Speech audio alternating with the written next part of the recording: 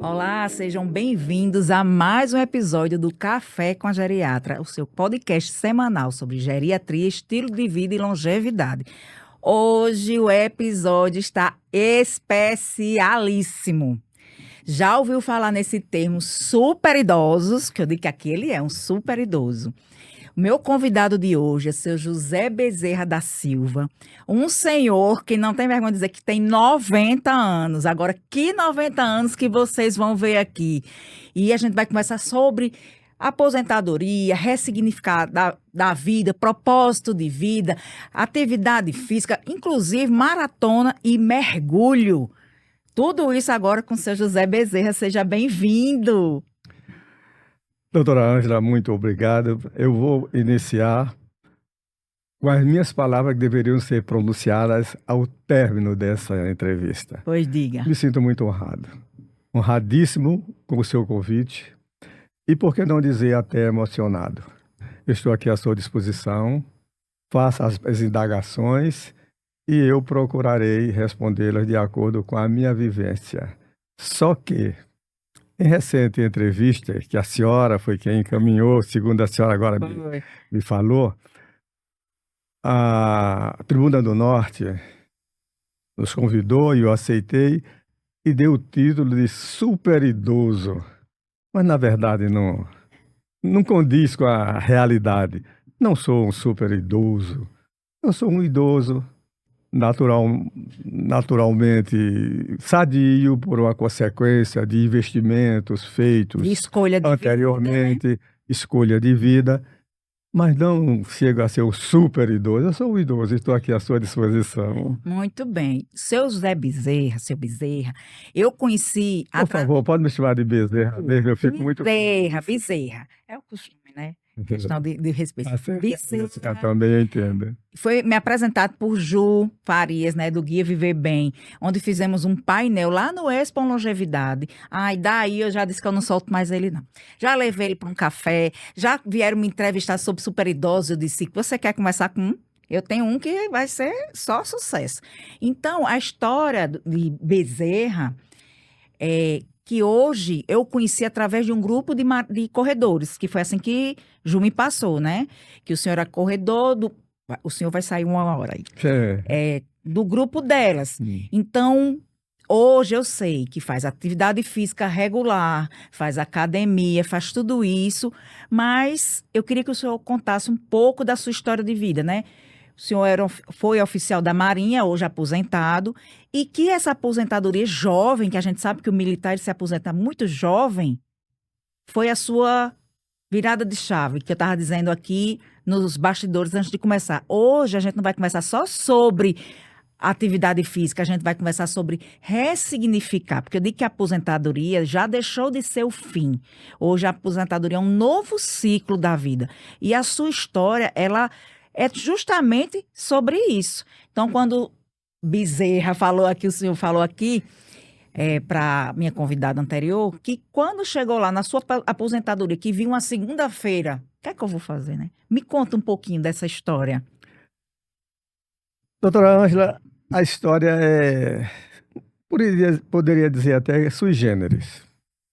Eu nasci aqui na vizinha cidade de Macaíba, no ano de 1935.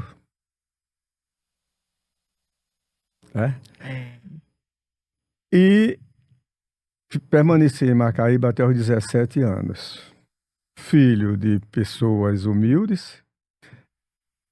A minha parte de estudo foi do Colégio Alta de Souza, que ainda existe ali em Macaíba, até os 17 anos. Aos 17 anos, eu teria que tomar uma decisão. Ou permanecer ao lado de meus pais, ou tomar um rumo que me desse uma sustentabilidade futura. E eu optei por servir a Marinha do Brasil.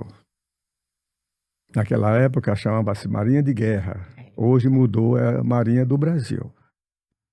E eu adentrei as Forças Armadas em 1952 e saí em 1980. nesse íntere, entre a minha viagem inicial para o Rio de Janeiro, onde eu fui servir na Marinha do Brasil, eu naveguei por muitos mares. Viu muita coisa. Tive uma experiência muito grande e fui acumulando dia a dia a experiência vigente. Segui os trâmites legais, comecei como marujinho, um marujo, um marinheirinho. Eu sempre tinha um hábito, eu sempre estava com o livro na mão. Eu sempre fui muito chegado a estudo, entendeu?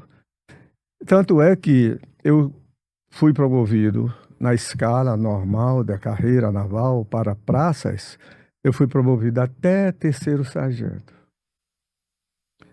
Como terceiro sargento, eu me submeti à escola de oficiais e fui aprovado. E pulei de terceiro sargento para segundo tenente, começando uma nova fase na carreira militar. E cheguei ao posto de capitão. Né? Como eu lhe falei, durante esse trajeto profissional, meu Deus, muitas saudades estão acumuladas no meu HD. No meu HD. Tanto é que às vezes eu fico navegando, né? Pelos anos, pelas noites, pelas oportunidades que eu tive de errar, pelos erros que eu cometi, pelas decisões que eu tomei e pelo estudo que eu me obriguei, me encetei, absorvi. E durante esse período, doutora Ângela... Então vou dizer pro senhor tire doutora. Não Muito posso chamar o obrigado. senhor de senhor, Tá bom. aí me tirar o doutor. Muito obrigado, Ângela. Então, dessa caminhada, eu só tenho que agradecer. De repente, após 30 anos de serviço, evidentemente não 30 anos, 28 anos, porque na carreira naval, na minha época, hoje não é mais assim, cada decênio você tinha direito a 1 ano ou gozava umas férias de 1 mês. Certo. Como eu nunca desfrutei dessas férias, eu acumulei 2 férias e os meus 30 anos passaram a ser 28 anos. E eu terminei os tempos aqui na base naval de Natal, onde eu fui chefe do departamento industrial. Você pode perguntar, o que é o departamento industrial numa base naval? Muito bem. Uma base naval, ela tem a missão principal, como o seu próprio nome diz, de reparar navios. E o continente e o Nordeste brasileiro, ele cedia uma das bases mais importantes do Brasil fora do Rio de Janeiro, que é a base naval de Natal. Em uma base naval de Natal existem N departamentos típico de militar, departamento de pessoal, departamento de indústria, etc., e departamento industrial, que é característica de uma base naval. Esse departamento industrial, ele é o responsável para exercer a atividade fim da base naval, que é reparar navios. Então, esse departamento industrial exerce essa função. Os demais departamentos existem para prover facilidades àquele departamento, como o departamento de administração, o departamento de aquisição de material, etc., etc., para prover, entendeu? Fazer com que a base naval cumpra a sua missão através do Eu departamento estava aqui industrial. fazendo as contas. O senhor disse que se aposentou em 80. Eu tinha 2 anos de idade. Pois é, para você. Se aposentou muito jovem, Muito né? jovem, muito jovem. Eu estava com 45 anos, entendeu? De repente, chegou a época de passar para a reserva e eu optei por passar para a reserva. Por que optei? Porque eu teria a oportunidade de continuar. Esperar mais um pouco, esperar uma promoção, esperar... Não, mas eu preferi sair. Na oportunidade em que eu saí, eu exercia uma função colateral, que era Relações Públicas da base naval de Natal. Minha função como Relações Públicas, como o próprio nome diz, era aproximar a sociedade civil da sociedade naval. Então, nós promovíamos encontros com a sociedade, etc, e tal, tal. E eu fiz com esse... Eu sempre fui muito... certo, muito fácil de falar, de contribuir, etc, tal. Então, Ângela, eu fui desligado, para encurtar a história, evidentemente, numa sexta-feira. Na sexta-feira. Na segunda-feira, eu já era funcionário da antiga Telerd, aqui, essa saudosa Telerd. Eu era chefe lá do departamento de uma divisão e tal. E fiquei até uns 2 anos e saí. Saí dessa missão, sem ter o que fazer, morando já em Ponta Negra, que eu adoro, amo Ponta Negra. Aí eu comecei a caminhar pela orla. Tem jovens, sequinho, baixinho, nunca fui obeso, sempre fui cuidadoso dessa área da saúde. E os meus colegas começaram a me incentivar, dizendo que eu tinha jeito, que não sei o quê. E eu fui acreditando nisso e fui começando e tal. De sorte que eu me tornei um maratonista, né? Já fui para representar o Brasil no Chile, numa maratona, que, aliás, tem até uma experiência muito interessante que eu gostaria de Pode contar. contar. Nessa maratona de Santiago, nós largamos de frente do Palácio do Governo. Muita gente, muita, tal. E quando eu estava correndo naquelas avenidas, alguém passava e batia a palma e chamava meu nome. José. José por quê? Porque aqui da minha Camisa na tava minha o nome. camisa estava o nome José, É. número tal. E o pessoal aplaudia, mas eu observei que não era só por José, todos. Eu achei a interação da sociedade com os atletas uma O coisa que senhor eu tinha não via. quantos anos nessa época? Lembra? Eu tinha 52 anos aproximadamente. Não recordo. Sinceramente, eu não sei. Eu tinha bem mais, já tinha bastante tempo já, no final aqui da reserva. Bom, e eu achei aquilo interessante. Quando eu saí muito bem nessa corrida e tal, quando fui receber as medalhas, eu já tinha 80 e lá vai fumar. Já tinha, exatamente, já. Então, quando eu fui receber as medalhas, que eu fui agradecer, uma repórter, uma senhora, uma jovem ainda, aproximou-se e falou: "O senhor é português?" Eu, não, senhora, eu sou brasileiro. Eu nasci no Nordeste do meu país, em uma cidade por nome de Natal, com temperatura de 30 graus, de domingo a domingo, temperatura média. Como? Sim, temperatura média de Natal, minha cidade, é em média 30 graus. É 31, é 28 e tal, uma média aproximada de 30 graus. Ela falou: "Como que o senhor conseguiu correr aqui numa temperatura de 2 graus, com sensação térmica de -3? Nossa. O senhor deve estar cansadíssimo." Você está vendo como eu estou? Estou bem, estou bem. Isso foi muito interessante para mim, foi muito motivador. Então, por conta disso, desse contato, aí eu recebi mais uma medalha, né, pela idade, exatamente pela idade, pela participação outra, e uma cesta básica contendo suplementos, coisas do atleta, né? O suplemento, e acenaram para uma viagem de volta, para eu conhecer melhor a sociedade, tá? Eu realmente eu não voltei. Mas houve essa coisa, e eu voltei para o Brasil, tenho fotos aí registrando isso, etc. E estou aqui contando a minha história. Já pensou? Uma história do senhor, sua história, teve aquele trecinho. Tenho várias histórias aqui para perguntar, mas hoje, como é o seu dia típico? Sim, Como é? O senhor acorda que horas? Faz o que durante o seu dia? Como é sua rotina? muito bem, muito bem. É muito diferente de uma pessoa normal, que aliás eu sou normal, mas eu acordo geralmente às 4h30 da manhã. 4h30 da manhã. Eu gosto muito de me alongar.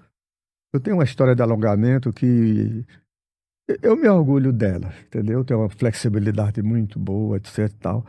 E ao lado da minha cama, eu já tenho um colchonete especial, eu deixo ali ao lado do leito, porque quando eu vou me recolher, primeiro eu vou me alongar, eu vou vou meditar. Eu gosto muito de meditação, gosto muito da filosofia yoga, né? E eu fico ali fazendo as minhas meditações, fazendo as minhas preces, passando em revista o meu dia, a partir daquela hora até a hora em que foi 4h30, 5 horas que eu levantei. Ângela, eu passo em revista toda essa rotina. Nessa passagem, nesse estudo, eu visualizo todas as minhas ações. As minhas ações que eu deveria repeti-las e as ações que eu não devia tê-las iniciado. E peço perdão a mim mesmo. E peço força. E peço luz. Para que quando eu tiver a oportunidade de repetir ou iniciar uma ação que eu não deva, que acenda uma luz em mim. E nessa meditação, às vezes até eu pego no sono. Um pouco mais eu levanto, a patroa, a esposa, querida, amada está ao lado. Vou para juntinho dela, aliso a cabecinha dela, faço uma prece por ela e deito. 4h30, 5 horas, o meu relógio biológico desperta-me e eu acordo e começo a nova vida. A partir dali, eu já vou ou para a academia, ou para a via costeira correr, ou para o Morro do Careca nadar. Eu faço essa triagem. Dependendo do tempo, dependendo da minha disposição, eu opto por uma dessas. Sempre começa o dia com atividade física. Sempre, sempre, sempre. Antes de eu me retirar, de eu sair de casa, aí eu já me alimento, parcialmente. Uhum. Eu como geralmente uma pera, uma maçã, uma banana. Variando, 3 frutas, variando. Tomo o meu suplemento, controlado por médico, não é nada empírico, e vou fazer a minha atividade. Tarararara, lá para as 8 horas, 8h30, eu regresso. Ou da via, Ou do Morro do ou do Morro do Careca, Careca, ou da praia. ou da praia. Não, do Morro do Careca, É. ou da academia. Isso. Tá bem? Ali é que eu vou fazer a minha alimentação real. É interessante você saber, que você me perguntou, Sim. o que eu me alimento. Isso. Minha primeira alimentação é aquela. A segunda, aí já está pronto uma papa de aveia, uma papa com chia, com essas coisas que a gente coloca dentro. 2 ovos, 2 ovos. E geralmente um copo de abacate.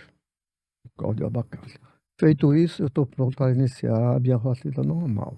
Que aí é banco, o quê? O almoço é mínimo, eu almoço pouco, porque eu já comi muito de manhã. E quando eu termino o meu café da manhã, são 9 horas, 9 qualquer coisa. 11 horas, 11h30, eu não estou com fome. Evidentemente que eu estou saciado, né? Ali, fico por ali, deito um pouquinho, só para ler, porque eu realmente nem durmo, fico por ali. À tarde, eu desço do meu prédio e vou para a sauna. Eu gosto muito de sauna, porque a sauna me expõe, abre meus poros. Eu me hidrato antes, durante a sauna, entendeu? Certo. Eu tomo aquele banho depois da sauna, com aquele cuidado de não adentrar ao chuveiro imediatamente para evitar um choque térmico, aquela coisa. Como é que eu faço esse banho? Isso eu gostaria de deixar Pode deixar para aí. cada pessoa que faz sauna essa informação. Saiu da sauna, não adentre imediatamente o chuveiro. É um perigo, né? Perigo.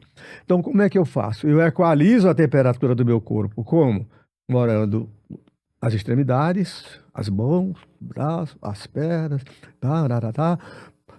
Coloco água na mão, jogo na cabeça, e adentro, aí fico no chuveiro. Entendeu? Pronto, eu equalizei, não tem perigo de um choque térmico. Volto para a sala, faço 3 sessões de 15 minutos. Pronto, quando eu saio limpo e puro, né? E ali eu vou para casa jantar, ler, meditar.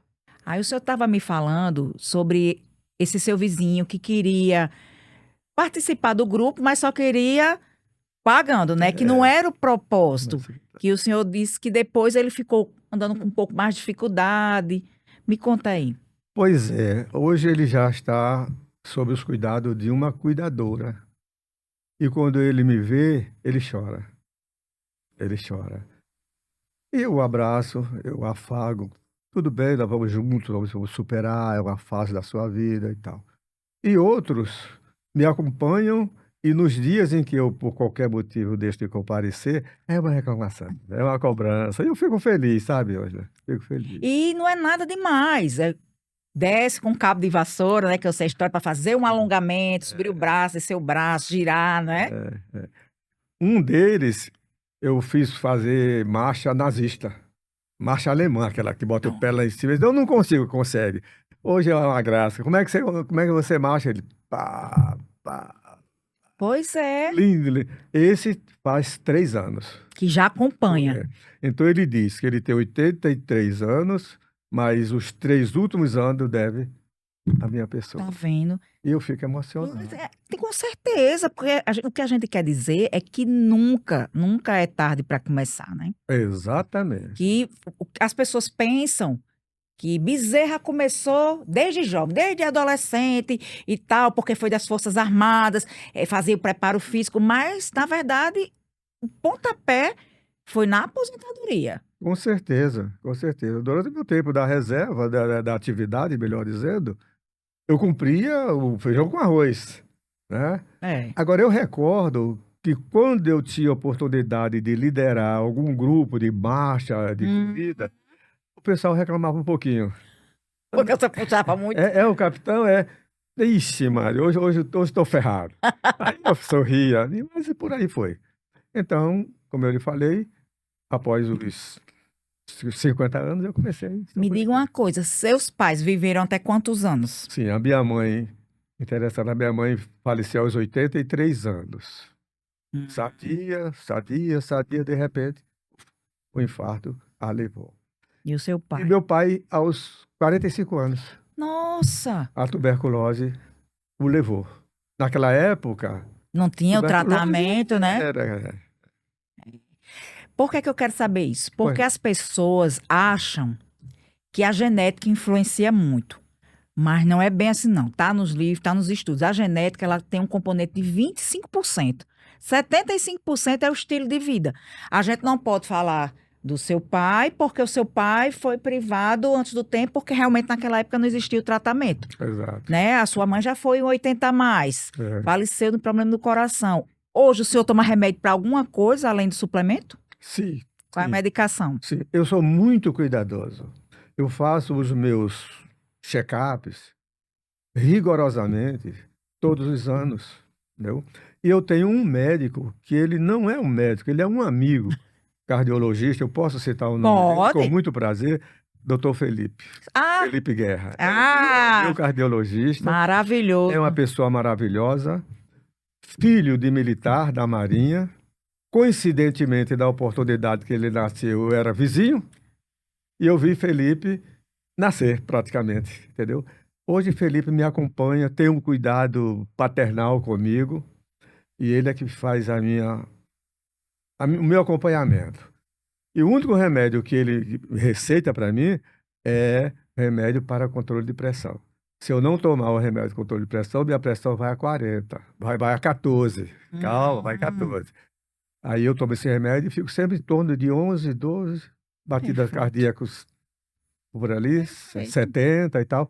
Então, fora isso. Falando em Felipe, eu já me lembro daquela história. A história do curso do mergulho.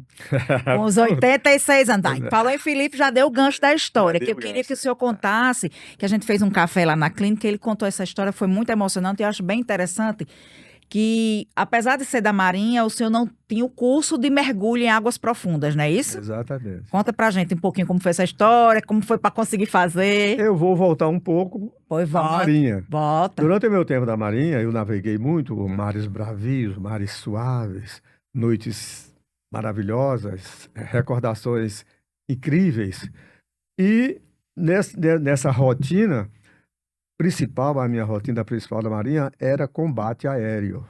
Eu era especialista no combate aéreo. Naquela época, ainda como marinheiro, eu fiz um curso que é muito difícil na Marinha. Naquela época era muito... chamava-se curso de direção de tiro. Então eu era aquele elemento que fazia os cálculos de tiro, ajudava e tal. E superfície, nada subaquático. Tive muita experiência, boas e não tão boas às vezes, nas minhas atividades. E fui para a reserva sem fazer mergulho. E também não tinha ideia de fazer mergulho, não. De repente, um dia é interessante, eu estava terminando meu café da manhã, aí me veio uma lembrança quando eu era menino em Macaíba, que Macaíba é cortada, é banhada pelo rio, Teji, Rio de aí, naquela cidade, e eu brincava de mergulhar. Sabe de uma coisa? Eu acho que eu vou mergulhar. Falei nada, só dentro de mim. Já 83 anos, olha, 83 anos. Então eu fui ao Yacht Clube, onde eu soube que tinha uma escola de mergulho, e fui lá, me apresentei para mergulhar. O professor, muito gente maravilhosa, tem um respeito, Cuidadoso, né? respeito muito grande por ele, hoje ainda nós somos amigos e tal. Me apresentei, não o conhecia na oportunidade. Senhor Bezerra, o que é o seu desejo? Eu falei, eu quero fazer o curso de mergulho. Ele olhou meus cabelos brancos, olhou minha estatura. O senhor tem certeza? Eu digo, tem, por quê? Sente aqui. Senhor Bezerra, é o seguinte, mergulho é um dos exercícios mais perigosos, é um dos exercícios mais perigosos do mundo. O senhor vai adentrar uma massa líquida profunda, sua única fonte de sobrevivência é o tubinho que sai de uma garrafinha que tem nas suas costas. Você vai respirar por ali, tira aquilo, morre. O senhor, nessa idade, eu desaconselho. Eu digo, olha, um pouquinho da minha história. Eu sou oficial da Marinha. E como é que o senhor não sabe mergulhar? A indagação, clara. Eu digo, não, porque minha atividade era outra, etc. e tal. Eu sou corredor de rua. Eu faço maratonas. Eu sou muito ativo. Isso, mas mesmo assim, senhor Bezerra, não pode não. Mas já que o senhor está dizendo isto, senhor Bezerra, o senhor vai me trazer um laudo bem circunstanciado da parte do seu médico cardiologista. Não vai para a Marinha, pede lá. Eu, não, pode deixar. Ângela, eu sabia que essa indagação iria surgir. Então, eu me preveni. Eu já levei comigo um pendrive fazendo a esteira. Só que não é um procedimento normal de quem vai fazer esteira, você sabe como é. É um procedimento reservado para atleta de alto rendimento, É aquela cardiopulmonar. chamado é, isso aí. Não me foge o nome agora. Que é para atleta de alto rendimento. Você vai com oxigênio, você vai todo plugado. O médico que lhe acompanha fica ao seu lado, consultando os equipamentos, entendeu?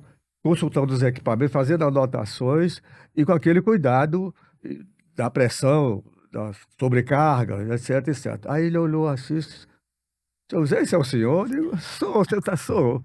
Ele botou a mão assim, disse, olha, seu Bezerra, então eu vou fazer o seguinte, eu vou lhe matricular, mas com restrições. O senhor aceita? Eu digo, claro que eu aceito. Claro que eu aceito. O nome desse professor é Eduardo, conhecido por Bigode. Ele já está trabalhando. Um elemento dedicadíssimo à profissão. Então, ele me aceitou com restrições. Fui para a piscina. A piscina você faz todo o procedimento, aprende a usar os equipamentos, vestir aquelas roupas, etc e tal. Vai para a parte teórica, o que pode fazer teoricamente, como é que funciona, faz provas. É muito interessante o curso. Terminei a parte teórica, entrei na parte prática. Já é mergulhar na piscina, tal. Terminando o curso de prático da piscina, ele falou, bom, pessoal, próximo sábado nós vamos para o mar. Ângela, como o Yacht Clube fica vizinho à ponte Newton Navarro, ali no mar, eu imaginei que o mar era por ali, né? Tá bom. Fazendo esse curso sem falar nada em casa. Porque a resistência ia ser grande. É grande. Aí no dia que nós íamos para o mar, eu perguntei, vem cá, e que hora a gente volta? Em torno de 1 hora da tarde. Eu cheguei para minha esposa e falei, olha, eu vou fazer uma aula de mergulho no iate, eu vou chegar um pouquinho mais tarde, e se quiser almoçar, pode almoçar. Eu chego lá para as 13 horas. Não, vou esperar você, mas venha cedo, tá? Fui. Pagamos um navio pesqueiro grande e navegamos no sentido norte, transversal ao continente, não era acompanhando o continente, era normal ao continente e tal. E eu fui observando, Ângela, que os prédios foram sumindo, entendeu? Os prédios foram sumindo, a costa sumiu, mar e céu. Essa turma eram seis alunos, 8 alunos, 4 duplas. Quando ele falou, bom, pessoal, todo mundo com equipamento pronto, vamos mergulhar aqui. Eu falei, ei, vem cá, aqui aonde? Aqui. Aí eu olhei, Ângela, Maricel. Eu digo, aí, senhor Bezerra, calma. Nada demais. Porque o Nada senhor diferente do que o senhor já fez, né? nada. Tudo que o senhor fez na piscina, você vai fazer aqui. Só que aqui é uma piscinazinha um pouquinho maior. Eu digo, é um pouquinho maior, assim. De sorte, Ângela, que nós descemos. Já tinha toda a técnica, toda a teoria e tal. Descemos, ele ali ao meu lado. Na minha idade, o cuidado dele redobrou. Aí ele ficou e eu fui descendo, fui fazendo as paradas técnicas, aquelas coisas e tal. E ele foi vendo o meu desempenho. E foi me deixando um pouco mais à vontade. Ângela, para você mergulhar, é necessário todos os cuidados possíveis. Inclusive, você viaja com uma pessoa, outro mergulhador ao seu lado, que recebe o nome de dupla. Então, o meu dupla sempre estará comigo e eu com ele. Ele é o meu dupla e eu sou o dupla dele. Esse meu dupla, se for feminino ou masculino, não interessa. É meu É dupla. dupla. E o meu dupla era uma mocinha, se não me engano, do Paraná. Ativa, que era, quando eu me afastava um pouquinho, ela puxava meu braço. Outra coisa, a distância do mergulhador para o seu dupla não pode ser, não deve ser maior do que a distância de um braço. Os dois estão ali, mais ou menos ao lado, para que um socorra o outro em caso de necessidade. Porque, Ângela, é muito perigoso mergulhar. É muito perigoso mergulhar. Sim, aí meu dupla, as outras 2 duplas, etc, etc. E ele ficou de lado, olhando e tal. Nesse primeiro mergulho, nós fomos a uma distância de 22 metros e ficamos lá embaixo 45 minutos. Uma experiência incrível. Eu, particularmente, não aproveitei quase nada do mergulho em si. Porque a expectativa em mim era tônica. Tudo que acontecia eu queria olhar, o peixe passava e eu olhava. Uma coisa, um coral que estava mais brilhando do que o outro, eu olhava. Entendeu? Atenção ali e tal. 45 minutos lá embaixo, subimos, ficamos no navio cerca de 30 minutos para desintoxicar, equilibrar o oxigênio que fica acumulado no corpo, o hidrogênio, etc. E voltamos ao fundo do mar com mais meia hora. Primeiro mergulho. Eu realizado. E eles me aplaudindo, porque eu velhinho, idade e tal, e me ouve muito bem e tal, etc. Sábado seguinte. Não. Segundo mergulho, fomos lá em cima meia hora. Subimos, ficamos em cima, vamos embora. Foram ligar o navio, que o navio desativou lá em cima. Quando foram ligar o navio, o motor do navio pifou. E já era A hora de 1 hora voltar. da tarde já, essa altura. Aí o que é que houve? Eu vi aquele ida e volta, o pessoal lá. O que é que houve? Porque houve um probleminha ali no dínamo do motor e tal. Mas vamos resolver. Nada resolveram. Pediram socorro. Nós estamos a 25 quilômetros de distância para dentro. Pediram socorro. Fizeram contato. Mandaram um pesqueiro em volta, capturou a mensagem, se aproximou e trouxe o motor, a peça do tal motor. Ângela, depois de todo esse trabalho, colocaram a peça no lugar e não era a peça que estava responsável pelo defeito do defeito do navio. Não aconteceu nada, o navio não funcionou. Fizeram novos contatos, aí mandaram um navio, terceiro navio, não para reparar, mas para rebocar Sim. E dessa distância que nós estávamos, para chegar na costa do Yacht Clube, demorou muito. E eu cheguei em casa quase 5 horas da tarde. Sua esposa Não louca. precisa falar mais nada, né? Mas superei e tal, etc e Não, tal. o mergulho em si não aconteceu nada. O Nada, problema foi o barco. nada.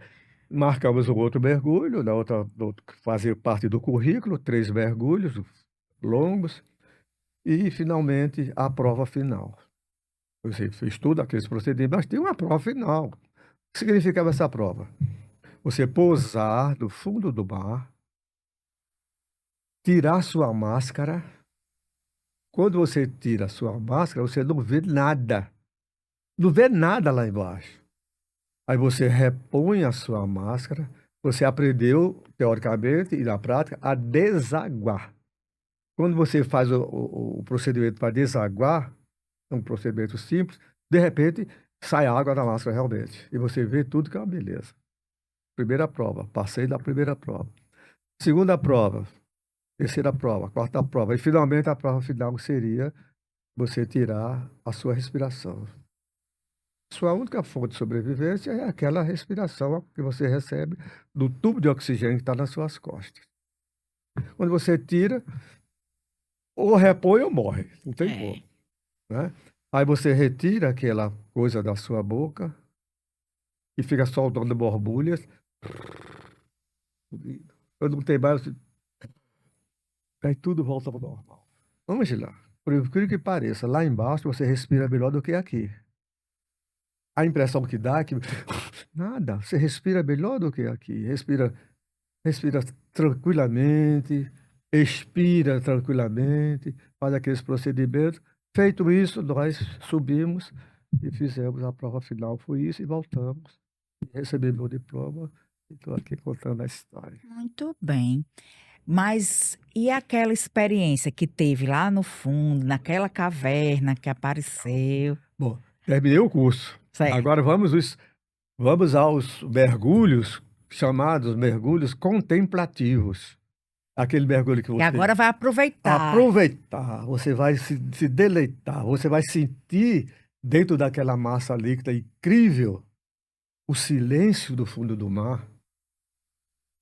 Eu não sei se poderia chamar de inocência dos animais, que ele vem até você, te circunda, entendeu? E você fica admirando tudo aquilo. O silêncio, você tem a impressão que você tá na presença de Deus. Você sente Deus circulando dentro de você. Você sente aquela vibração maravilhosa. É tanto que eu disse a mim mesmo, eu jamais seria um mergulhador caçador. Um mergulhador caçador.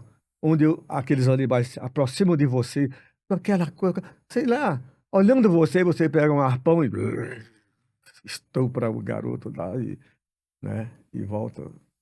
Com um peixe a mais, significado nenhum. Então, nesse mergulho, eu estava com meu dupla, que era uma mocinha lá, como eu lhe falei, e ela fez assim para mim. Fez assim para mim e fez assim.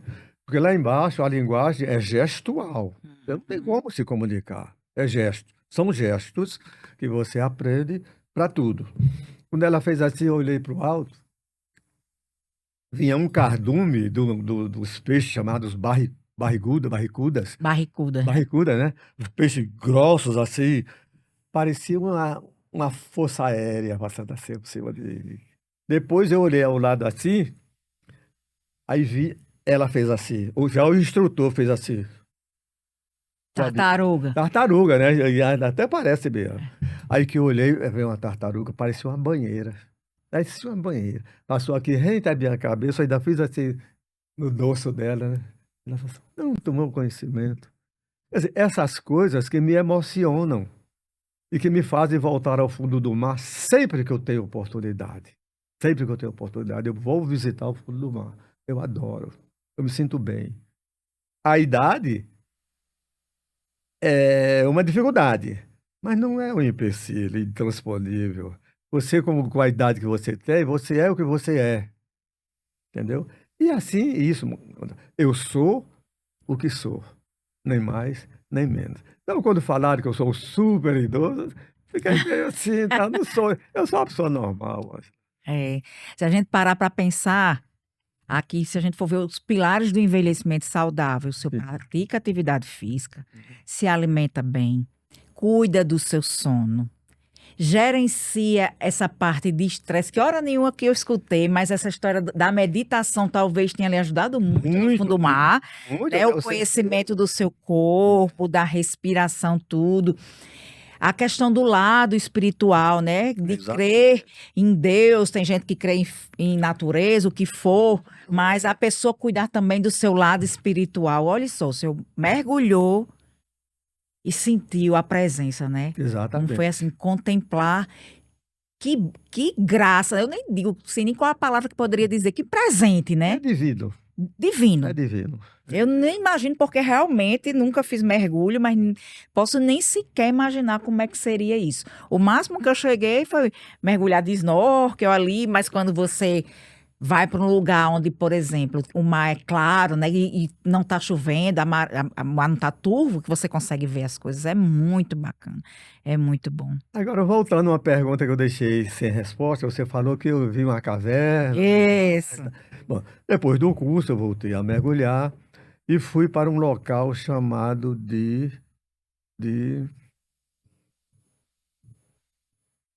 Depois eu me lembro. Para visitar Batente das Agulhas. Esse local é um dos locais mais bonitos do Brasil, só perde para Perdão de Noronha. Incrível lugar. E nessa manhã que nós estivemos lá, o sol em cima estava muito intenso Que deixa o mar e nós limpo, tínhamos né? uma acuidade visual assim de 30 metros, você via bem lá embaixo. Então, estando nós lá fazendo esse mergulho de contemplação, mergulho contemplativo, nós vimos uma caverna. Ela está lá ainda.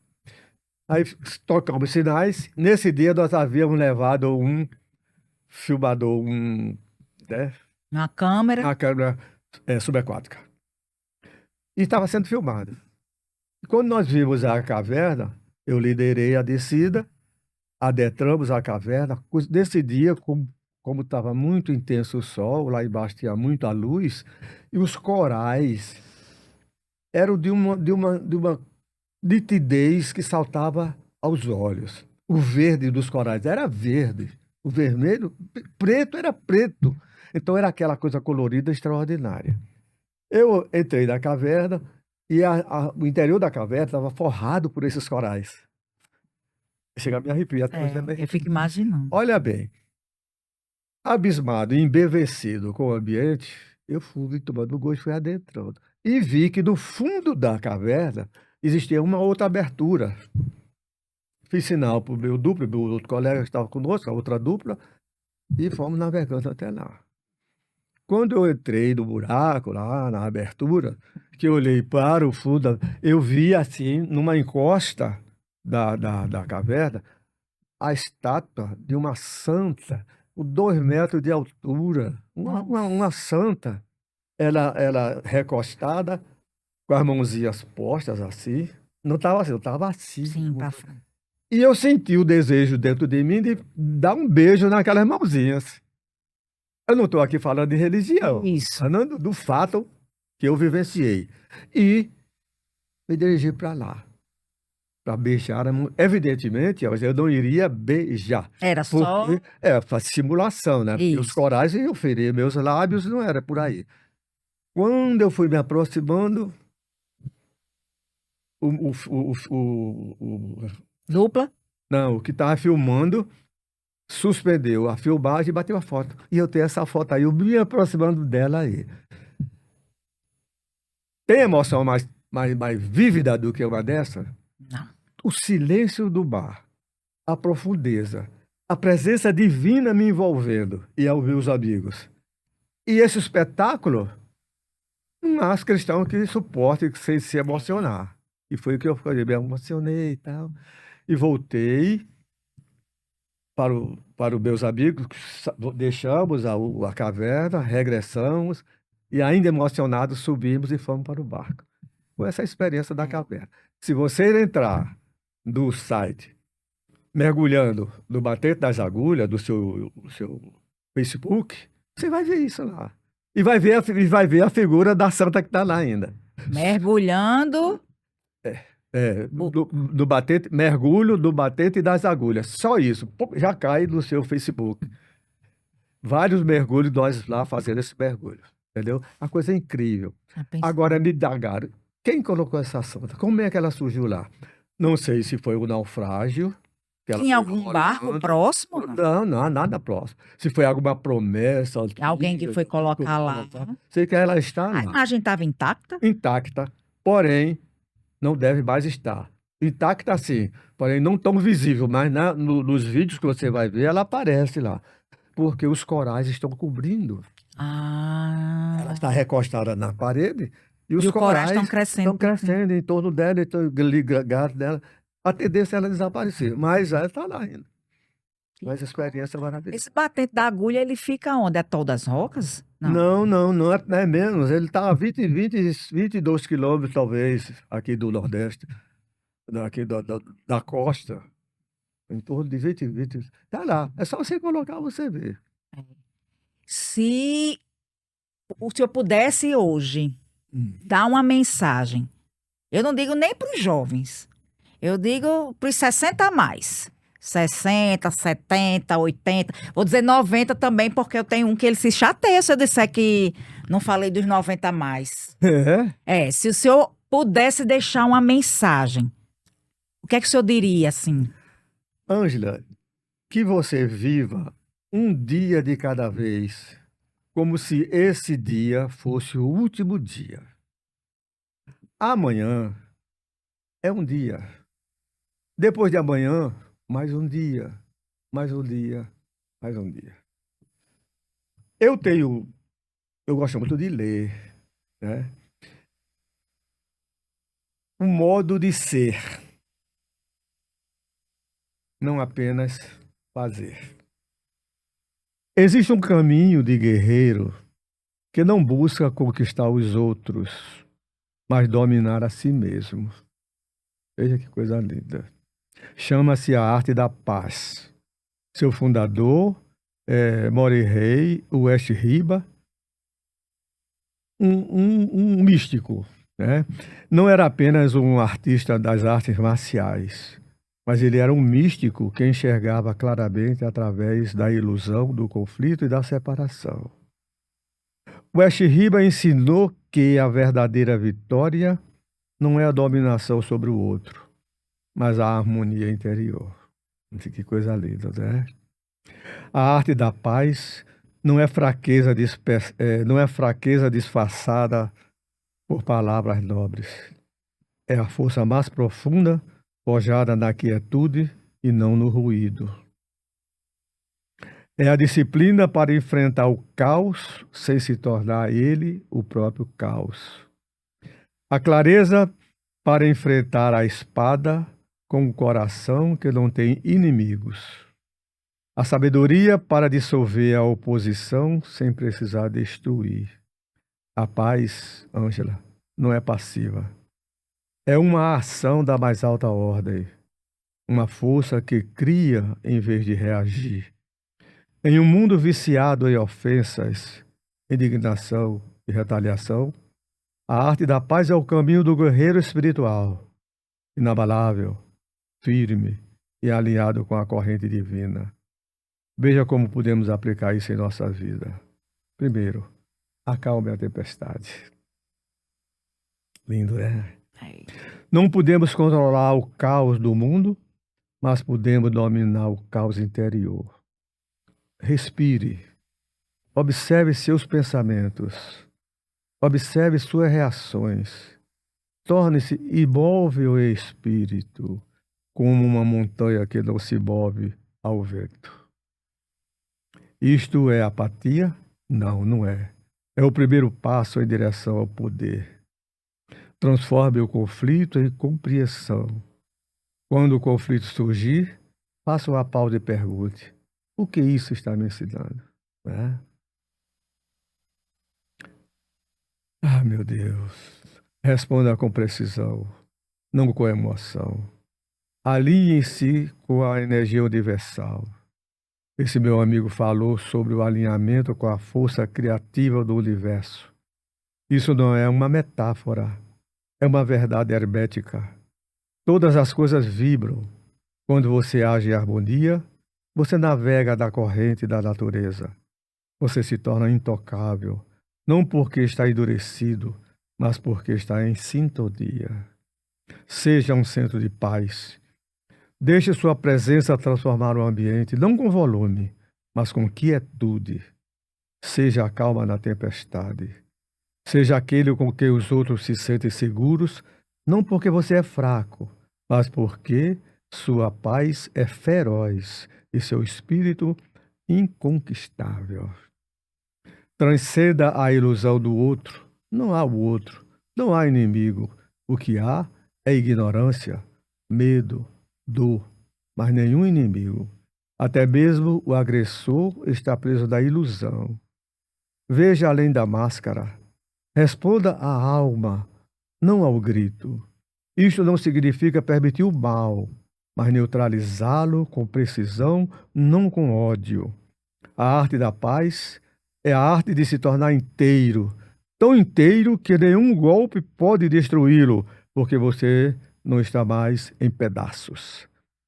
Enquanto caminhamos por um mundo de desintegração, aqueles que se apegam a essa verdade não apenas sobreviverão, eles guiarão. Eles ancorarão também. Eles plantarão sementes de luz nas ruínas do antigo.